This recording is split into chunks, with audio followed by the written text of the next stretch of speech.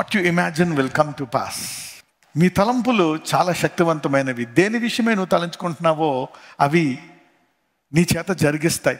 మరి అలాంటి జాలర్లను వాడుకునే దేవుడు నిన్ను నన్ను కూడా గొప్పగా వాడుకొనును గాక. Can you imagine that? వాక్యములు ఏముందంటే, ఒకసారి యేసు ప్రభు వారు పునరుద్ధానం అయిన తర్వాత వచ్చి వాళ్ళ మధ్యలోకి వస్తే పేతురు చేపలు పడడం మనం చూస్తాం. అటువంటి వ్యక్తిని సంఘానికి బండగా చేసి పేతురు నీ మీద సంఘాన్ని కడతామంటున్నాడు. అంటే మనము సాధారణంగా ఇన్ఫీరియారిటీ కాంప్లెక్స్ అనేది ఒకటి ఉంటుందన్నమాట. మనిషి ముందుకెళ్లకుండా చాలా ఇబ్బంది కలుగు చేస్తుంది. ఈ ఇన్ఫీరియారిటీ కాంప్లెక్స్ అంటే మన పెరిగినటువంటి వాతావరణం, మన బ్యాక్గ్రౌండు, మనము ఏర్పరచుకున్న పరిధి మనము తెలుసుకొని ఇక మనమింతే అని మనం అక్కడే జీవిస్తూ ఉంటాం, అక్కడే ఇరుక్కుపోతాం రెస్ట్ ఆఫ్ ద లైఫ్.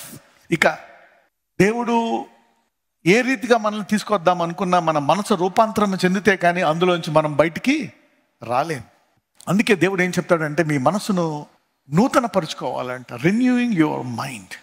నీ ఆర్థిక పరిస్థితి ఎలాగున్నా, నీ ఆరోగ్య పరిస్థితి ఎలాగున్నా, నీ చుట్టుపక్కల వాతావరణం ఎలాగున్నా, నువ్వు దేన్నైతే వాక్యము ద్వారా ఆత్మలో తీసుకుంటావో దాన్ని బట్టి నీవు మనసులో మారి ఆ మార్పును లోకములో కూడా తీసుకొస్తావంట. See that? So thoughts are very very very powerful. Thoughts are very powerful. అందుకే సాక్ష్యాలు మనుషులకి మారుమనసు కలిగజేస్తాయి. సాక్ష్యాలు, వాక్యంతో పాటు సాక్ష్యాలు. యేసుప్రభు వారు చూస్తే మరి ఆయన వాక్యం బోధించిన ప్రతి చోట గొప్ప సాక్ష్యాలు మనం చూసాం. గొప్ప గొప్ప సాక్ష్యాలు, ఆశ్చర్యకార్యాలు. వాక్యం యొక్క రుజువు లేకుండా ఏమీ ఆయన చేయలేదు. సో దేవుడు మన నుంచి ఇప్పుడు ఏం కోరుకుంటున్నాడంటే, నూతనమైనటువంటి రూపాంతరం పొంది మనలో ఉండేటువంటి వెలుగుతోటి మరి లోకాన్ని వెలుగుగా చేయనటువంటిది ఉంది. భూలోకానికి చీకటి ఎందుకు వస్తుంది? భూలోకానికి వచ్చే ముందు చీకటి అనేది మనిషి నుంచి మొదలవుతుంది. ఒక మనిషి, ఒక కుటుంబం, తర్వాత ఊరు, ఆ రాష్ట్రం, అలా అలా అలా మొత్తం అంతా వ్యాపిస్తుంది. మనమంతా లోకం లోకం అంటే మనం లేమనుకుంటాం. ముందు ఇది ఒక వ్యక్తి నుంచి ఆరంభమవుతుంది. ఎందుకు చీకటి వస్తుంది? ఇప్పుడు లోకములో నిరీక్షణ ఎలా ఉంటుందంటే టెంపరీ, అశాశ్వతమైనది లోకంలో నిరీక్షణ. అప్పటికే బాగుంటుంది అంటారు, అప్పటికే బాగోలేదు. అప్పటికే బతుకుతాడంటారు, అప్పటికే చనిపోయాడు అంటారు. అప్పటికే జరుగుతుంది అంటారు, అప్పటికే జరగదు అంటారు. అప్పటికే నీకు ఉద్యోగం వస్తుంది అంటారు, రాదంటారు. లోకములో ఇదంతా ఉంటుంది. రావచ్చు, రాకపోవచ్చు, జరగచ్చు, జరగకపోవచ్చు. యెషయా గ్రంథానికి వెళ్దాం. 8వ అధ్యాయం 11 నుంచి చదువుకుందాం. యెషయా గ్రంథం 8వ అధ్యాయం ఫ్రమ్ వర్స్ 11. ఈ జనుల మార్గమున నడవకూడదని యెహోవా బహుబలముగా నాతో చెప్పి ఉన్నాడు. నన్ను గద్దించి ఈ మాట సెలవిచ్చెను. ఈ ప్రజలు బందుకట్టు అని చెప్పినదంతయు బందుకట్టు అనుకొనకుడి. వారు భయపడుదానికి భయపడకుడి, దాని వలన దిగులు పడకుడి. సైన్యములకు అధిపతియగు యెహోవాయే పరిశుద్ధుడను అనుకొనుడి. మీరు భయపడవలసిన వాడు ఆయనే, ఆయన కోసరమే దిగులు పడవలెను. అప్పుడు ఆయన మీకు పరిశుద్ధ స్థలముగా నుండును. సైన్యములకు అధిపతియగు యెహోవాయే పరిశుద్ధుడు అనుకోనండి. మీరు భయపడవలసిన వాడు ఆయనే. కరెక్టే, పరిస్థితులకు భయపడతాం. అయితే దేవుడు ఏం చెప్తున్నాడంటే, నాకు భయపడకపోతే పరిస్థితులకు భయపడేటువంటి పరిస్థితి మీకు వస్తుంది. మీరు భయపడవలసిన వాడు ఆయనే, ఆయన కోసమే దిగులు పడవలెను. అప్పుడు ఆయన మీకు పరిశుద్ధ స్థలముగా నుండును. ఈ దేవుణ్ణి నేను ఈ వారం ఆరాధించగలనా? ఈ వారం నేను వాక్యం వినాలా? ఉదయకాల ప్రార్థన నేను దేవునిలో గడపలేదు, వాక్యము నేను వినలేదు. ప్రతి నెల 10 మందికి వాక్యం చెప్దాం అనుకున్నా, ఈ నెల చెప్పలేదు. ఇలాగా ఆయనతో ఉండేటువంటి సంబంధం విషయమై నువ్వు భయపడాలా, దిగులు పడాలా? అరే, నేను ఈరోజు వాళ్ళని తిట్టేశాను, దేవుడు ఏమనుకుంటాడో ఏంటో, నాకు కోపం వచ్చేసింది, నేను కంట్రోల్ చేసుకోలేకపోయా. ఈరోజు నేను చేయాల్సింది చేయలేదు, ఈరోజు నేను ఈ పొరపాటు చేశా, ఆ పొరపాటు. ఇలాగా నీ జీవితాన్ని మరి దేవుని యొక్క రెఫరెన్స్ తోటి నువ్వు చూసుకోవాలా. ఆయన కొరకే, ఆయన విషయమే నువ్వు భయపడాలంట. మరి ఆయన విషయమే నువ్వు నీ జీవితాన్ని మరి ఆ దినాన్ని చూసి దిగులు పడ్డమా, అమ్మయ్య ఈరోజు పర్లేదు, బాగానే ఉన్నాను, ప్రభువా నీ కృప నాకు సహాయం చేసావు, ఈరోజు మహాకృప ద్వారా ఈరోజు నేను ఆత్మ ద్వారా నడుచుకున్నాను, శరీర క్రియలను జయించానని కృతజ్ఞతతో ఆ రోజు రాత్రి నువ్వు నిద్రపోవాలి. ఈ రకంగా మన జీవితాన్ని మనం చూసుకొని ఆయన విషయమే భయపడాల్సిన అవసరం ఉందని ఇక్కడ మరి యెషయా భక్తుడు చెప్తున్నాడు. చూద్దాం. అయితే ఆయన ఇజ్రాయేలు యొక్క 2 కుటుంబములకు తగులు రాయిగాను అభ్యంతరము కలిగించు బండగాను ఉండును. యెరూషలేము నివాసులకు బోనుగాను చిక్కువలగాను ఉండును. అనేకులు వాటికి తగిలి త్రొట్టిలుచు పడి కాళ్ళు చేతులు విరిగి చిక్కుబడి పట్టబడుదురు. ఈ ప్రమాణ వాక్యమును కట్టుము, ఈ బోధను ముద్రించి నా శిష్యులకు అప్పగింపుము. యాకోబు వంశమునకు తన ముఖమును మరుగు చేసుకొను యెహోవాను నమ్ముకొను నేను ఎదురు చూచుచున్నాను. ఆయన కొరకు నేను కనిపెట్టుచున్నాను. ఇదిగో నేనును యెహోవా నాకిచ్చిన పిల్లలను సీయోను కొండ మీద నివసించు సైన్యములకు అధిపతియగు యెహోవా వలన సూచనలుగాను మహత్కార్యములుగాను ఇజ్రాయేలీయుల మధ్య ఉన్నాము. ఓకే, ప్రజలు కూడా ఇక్కడ చూస్తే నేను వారి మధ్య ఉన్నా సరే చాలా మంది మరి పడిపోతూ ఉంటారు, ఇబ్బంది పడుతూ ఉంటారు. అయినా నేను వారిని కాపాడుతూ ఉంటాను. మనము దేవునితో భయభక్తులుగా ఉండి ఆయన చిత్తానుసారముగా మరి మన జీవితాన్ని సరిచేసుకుంటూ వెళ్ళిపోవడమేనా? ఇక్కడ చెప్తున్నాడు, ఎందుకు నేను మానవుడి మీద ఇలా కేంద్రీకరిస్తున్నాను, ఎందుకు ఒక మనిషి మీద పట్టుకొని నేను ఆ మనిషిని విడిచిపెట్టకుండా, ఎవరైనా ఏదైనా పొరపాటు చేస్తే ఎంతమంది మరి దేవుడు గద్దింపుగా మీ జీవితంలో కలగడం ఎంతమంది చూశారు పర్సనల్గా? ఎంతమంది మీ ప్రవర్తన తప్పు మార్గంలో వెళ్ళిపోతున్నప్పుడు దేవుడు మాట ద్వారా చెప్తాడు, నువ్వు మాట ద్వారా సరి చేసుకోకపోతే మరి కొన్ని కష్టాల ద్వారా నీకు బుద్ధి చెప్తాడు. ఎంతమందికి ఈ కష్టానికి కారణం ఇదే అని ఎంతమందికి గ్రహింపు వచ్చింది ఎప్పుడైనా? ఎవరికైతే పల్నా కష్టానికి నాకు పల్నాది వచ్చింది అని ఎవరైతే గ్రహించుకుంటున్నారో వారిలో పరిశుద్ధాత్ముడు బాగా పనిచేస్తున్నట్టు. The holy spirit is working well in them. అంటే ప్రతి ఒక్కళ్ళలో పనిచేస్తాడు. అయితే మనము సమయం ఇవ్వం. అంటే హృదయము నెమ్మదిగా, ఒకవేళ నువ్వు ఎన్ని పొరపాట్లు చేస్తున్నా నీకేమీ తెలియటం లేదు, ఎన్ని కష్టాలు వస్తున్నా ఎన్ని బాధలు వస్తున్నా నా పొరపాట్లకి దీనికి సంబంధం లేదు ఎవరికో అనుకుంటే సాధారణంగా కష్టాలు అనేక రకాలుగా వస్తాయి. ఒకటి మనం చేసుకున్న పొరపాట్ల ద్వారా వస్తాయి, ఇంకొకటి మన పితరుల యొక్క బలహీనతల ద్వారా మన జీవితాల్లో వస్తాయి, ఇంకొకటి ఇతరులు చేసేటువంటి రీతిగా మనకి కష్టాలు వస్తాయి. అయితే ఇక్కడ దేవుడు ఏం చెప్తున్నాడు చూడండి, ఇదిగో నేనును యెహోవా నాకు ఇచ్చిన పిల్లలను సియోను కొండ మీద నివసించు సైన్యములకు అధిపతి యొక్క యెహోవా వలన సూచనలుగాను మహత్కార్యములుగాను ఇజ్రాయేల్ మధ్య ఉన్నాము. సో దేవుడు ఇజ్రాయేల్ని పిలిచినప్పుడు, యూదా గోత్రం వారిని పిలిచినప్పుడు వాళ్ళందరితో ఏమంటున్నాడంటే, చూడండి నేను మీ అందరినీ ఒక మహత్కార్యముగాను సూచనగాను చేశాడంట. ఇంగ్లీష్లో ఏమని ఉంటుందంటే, Behold, I and the children whom the Lord has given me are for signs and for wonders in Israel. అందుకనే ఎంతమంది ఇజ్రాయేలీలు మన్నా కొరడం చూశారు? ఆల్ సా మన్నా. ఎంతమంది రాత్రి దీపస్తంభాన్ని చూశారు? అందరూ. ఎంతమంది మేఘస్తంభాన్ని చూశారు? అంటే అక్కడ ఇజ్రాయేలీల్లో అందరూ కూడా. ఎంతమంది ఇజ్రాయేలీలు ఎర్ర సముద్రం విడిపోవడం చూశారు? అందరూ. ఎంతకాలం చూశారు ఇలాగా? ప్రతిరోజు పొద్దున్న లెగిస్తే అద్భుత రీతిగా జీవించడం ఎంతమంది చూశారు? అందరూ చూశారు. ఎందుకని? వారు కూడా ఒక అద్భుతం అంట, వారు కూడా ఒక ఆశ్చర్యకార్యం అంట. వాళ్ళని అలా తయారు చేద్దామని దేవుడు చూపిస్తున్నాడు. So if God is showing you something, ఈ సాక్ష్యాలు చూసే ధన్యత చాలా మందికి లేదు ఈ భూలోకంలో. ఈ మర్మము తెలుసుకోవడానికి మీకు అనుగ్రహము ఇవ్వబడ్డది. మీరు ధన్యులు. మీ కళ్ళు చూస్తున్నాయి, మీ చెవులు వింటున్నాయి. ఎందుకంటే ఏదైతే మీరు వింటున్నారో, ఏదైతే మీరు చూస్తున్నారో, దేవుడు అలాంటి కార్యాలు మీ ద్వారా చేయడానికి మీకు వినిపిస్తున్నాడు, మీకు చూపిస్తున్నాడు. యేసుప్రభువు వారు ఒక సహోదరి చనిపోయినప్పుడు తలుపు వేసి, బయట అందరిని పెట్టి మరి తలుపు వేసేసి ముగ్గురిని తీసుకెళ్తాడు. ఎవరిని? పేతురుని, యోహాన్ని, యాకోబు. మనం చూస్తే తబిత అనే ఒక సహోదరి చనిపోయినప్పుడు పేతురు అక్కడ ఉండడం చూసి శిష్యులు కొంతమంది పిలుస్తారు. అప్పుడు పేతురు వచ్చి యేసుప్రభువు వారిలాగే అందరినీ బయట పెట్టేసి తలుపేసి లోపల ప్రార్థిస్తాడు. సో అతనికి ఎందుకు చూపించాడు? దేవుడు ఎందుకు చూపిస్తున్నాడు? What God. మనం లోకంలో, అందుకే మనము విశ్వాసము ద్వారా చూడాలి. మనం లోకంలో దేన్ని చూస్తున్నామో దాన్ని కావాలనుకుంటాం, కానీ అది జరగదు. కొంతమంది జీవితంలో జరుగుతుంది, వారు నేర్చుకుంటారు ఎలాగని. అయితే ఆత్మీయంగా దేవుడు చూపించేది అందరి జీవితంలో జరగాలని కోరుకుంటున్నాడు. ఈ ఇజ్రాయేలీలు ఎందుకని 40 సంవత్సరాలు వీళ్ళతో ఇలా చేశాడు అంటే, పుట్టుకతో వాళ్ళు మారలేకపోయారు, కానీ వాళ్ళ పిల్లలందరూ ఈ అద్భుతాల్లో పెరిగి వారు లోకము కంటే దేవుని అద్భుతాన్ని ఎక్కువ నమ్మారు కాబట్టి దేవుడు వారిని కానాను తీసుకెళ్ళాడు. పెద్దలు అంటే వాళ్ళు ఐగుప్తులో ఉన్నారు, రెక్కాడితే కానీ డొక్కాడదు. అందుకని వారు ఈ చూసే విశ్వాసంలో ఎదగలేకపోయారు. అందుకే వాళ్ళు ఆ కొండ చుట్టూ తిరిగి వారి సమయాన్ని వృధా చేసుకున్నారు. ఇక్కడ ఏం చెప్తున్నాడంటే, behold I and the children whom the Lord has given me are for signs and wonders. ఇవిగో నేనును యెహోవా నాకు ఇచ్చిన పిల్లలను సియోను కొండ మీద నివసించు సైన్యములకు అధిపతియగు యెహోవా వలన సూచనలను మహత్కార్యములుగాను ఉన్నారంట. అంటే యేసుని తెలుసుకున్న ప్రతి ఒక్కళ్ళ పట్ల దేవుని చిత్తం ఏంటంటే, నువ్వు ఒక సూచన, ఒక మహత్కార్యం. నిన్ను చూసి ఒక విశ్వాసిగానో చూడకూడదు. యేసును నమ్మిన ప్రతి వాళ్ళు కొన్ని రోజుల తర్వాత చూడండి, ఇంజనీరింగ్ కాలేజీలో జాయిన్ అయిన తర్వాత 4 సంవత్సరాల తర్వాత వాళ్ళు ఏమవుతారు? ఇంజనీర్లు అవుతారు.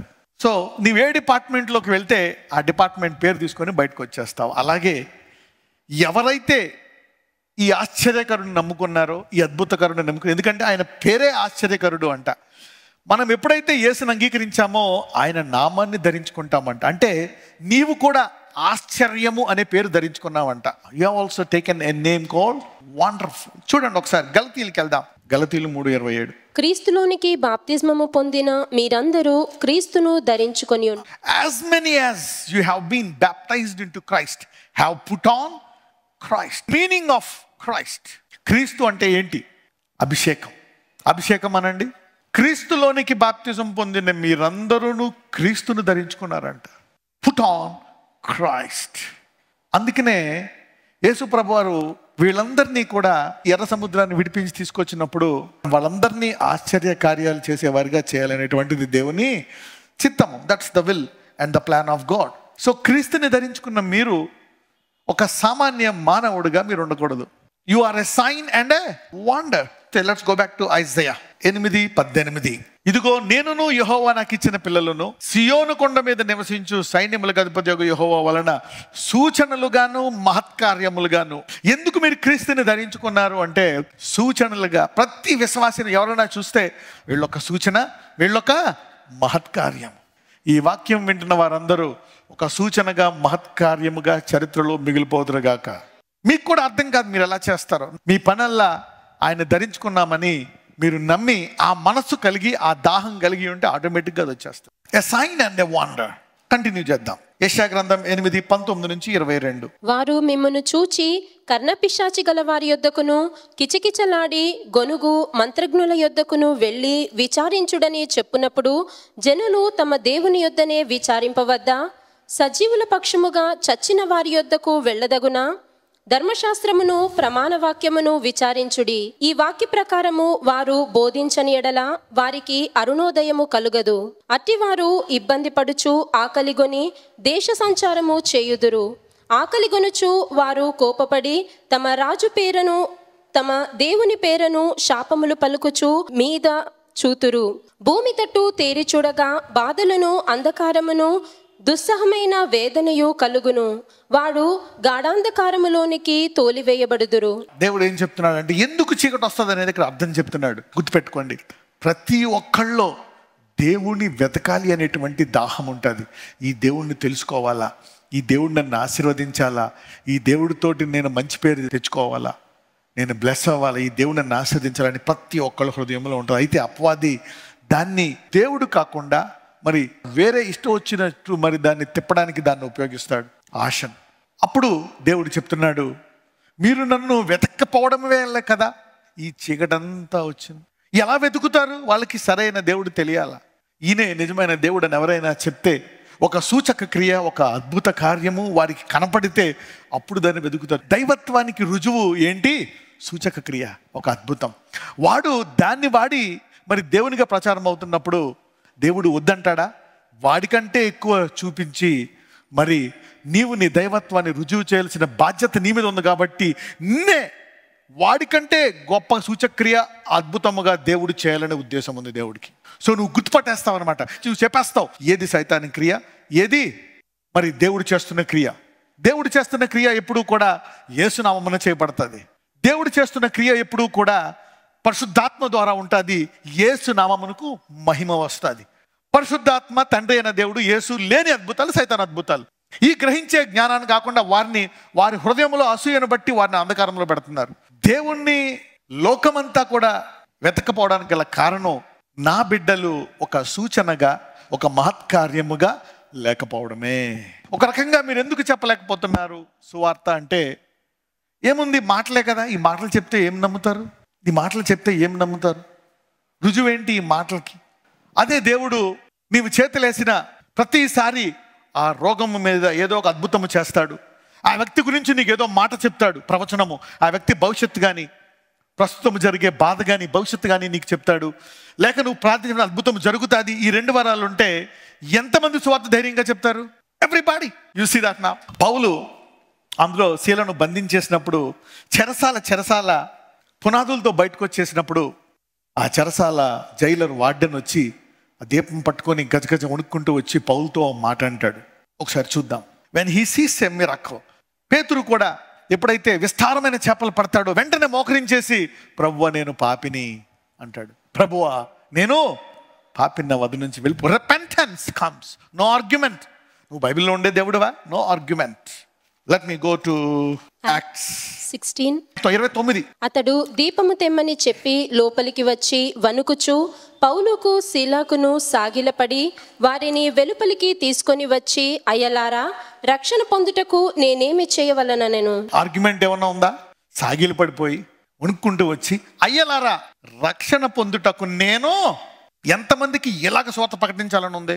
ఇలాగే ప్రకటించాల సువార్త. సో దేవుణ్ణి ఎందుకు వెతకట్లేదు లోకము? Why the world? ఎందుకంటే ప్రతి ఒక్కరిని దేవుడు ఒక సూచనగాను అద్భుతంగా చేశారట. Everyone. You get transformed into what you see. You transform into what you see. This is the plan and the will of God. ఇలా వెతకపోవడం వల్ల లోకమంతా ఏమైందంట? చీకటి కమ్ముకుందంట. యెషయాకు వచ్చేద్దాం. యెషయా 8:20. ధర్మశాస్త్రమును ప్రమాణ వాక్యమును విచారించుడి. ఈ వాక్య ప్రకారము వారు బోధించని ఎడల వారికి అరుణోదయము కలుగదు. ఈ వాక్య ప్రకారము వారు బోధించని ఎడల వారికి అరుణోదయము కలుగదు. సంఘాలకు చెప్తున్నాడు, they speak not according to this word, there is no light in them. మీరు ఒక సూచక క్రియ, మీరు ఒక ఆశ్చర్యము, ఒక అద్భుతము అని మీరు సంఘానికి చెప్పకపోతే వాళ్ళకి వెలుగు రాదంట. ఎంతమందికి అర్థమైంది? Light will not come to you. You cannot bring out the power of God if they speak not according to the word, because there is no light in them. ఎంతమందికి తెలుసు దేవుడు నన్ను లోకానికి వెలుగుగా చేశాడు అని? కరెక్టే, మనము లోక పద్ధతుల్లో చదువుకోవాలా, ఉద్యోగము చేయాలా, లోక పద్ధతుల్లో వెళ్ళాలా. కానీ ఇది కూడా లోపల అంతరంగంలో ఎదుగుతూ ఉండాలి. కేవలం ఆ ఇల్లే కాదు, ఆ అప్పే కాదు, ఆ పిల్లలే కాదు, ఒక సూచనగా, ఒక మహత్కార్యముగా నీకు బోధింపబడాలా. అలాగే నువ్వు తయారవ్వాలా. అప్పుడు నీకు వెలుగు వస్తుంది. ఆ వెలుగును నీవు ఇతరులకు ఇస్తావు. లేకపోతే ఏమవుతుందంటే చూద్దాం. అదే అధ్యాయంలో 8వ అధ్యాయం 22వ వచనం. భూమి తట్టు తేరి చూడగా బాధలను, అంధకారమును, దుస్సహాయమైన వేదనయు కలుగును. వారు గాఢాంధకారములోనికి తోసివేయబడెదరు. చూసారా? ఎంతమందికి తెలుసు ఇప్పుడు నేను క్రీస్తుని ధరించుకున్నాను అని? ఒక ఆశ్చర్యకారముగాను, ఒక సూచనగాను దేవుడు ప్రతి విశ్వాసని చేశాడంట. నజరేయుడనేసయ్య ఏ బలహీనత అయితే ఈ రోజు సంఘాన్ని బాధ పెడుతుందో ఆ బలహీనతని, ఆ కాడిని విరగొట్టమని ప్రార్థిస్తున్నాను. Lord Jesus, let that yoke be broken. పాపం అనే కాడిని మీరు విరగొట్టండి. బలహీనత అనే కాడిని మీరు విరగొట్టమని ప్రార్థిస్తున్నాను. చెడు వ్యసనము, చెడు స్నేహాలు, చెడు బంధకాలు, వాటిని విరగొట్టమని. ఇదిగో నీ నీతి, నీ పరిశుద్ధత అనేటువంటి ఒక అల వారిని అధిగమించి వారిలో ఉండే చెడలవాట్లని కొట్టుకుపోయే కృప వారికి దయచేయండి ఈ రోజు. ప్రభువా, నీ విశ్వాసులందరూ ఒక అద్భుతముగా, ఒక సూచనగా ఉండాలని నువ్వు కోరుకుంటున్నావు నాయన. You want everybody to be a sign and a wonder. ప్రతి ఒక్కళ్ళు ఒక ఆశ్చర్యకరంగా, సూచనగా ఉండాలని నువ్వు కోరుకుంటున్నావు. కాబట్టి నజరేయుడైన యేసయ్య వారి జీవితాల్లో ఉండేటువంటి శరీర బలహీనత, ఒళ్ళు నొప్పులు, అయ్యా తల నుంచి అరికాలు వరకు ఉండేటువంటి ఆ వ్యాధిని వేరుతో తీసివేసి పరిపూర్ణ స్వస్థత వారికి దయచేసి వారి బలహీనతను బలముగా మార్చమని, వారి వ్యాధిని స్వస్థతగా మార్చమని నజరేయుడైన యేసు నామమున ప్రార్థిస్తున్నాము తండ్రి. ఆమేన్.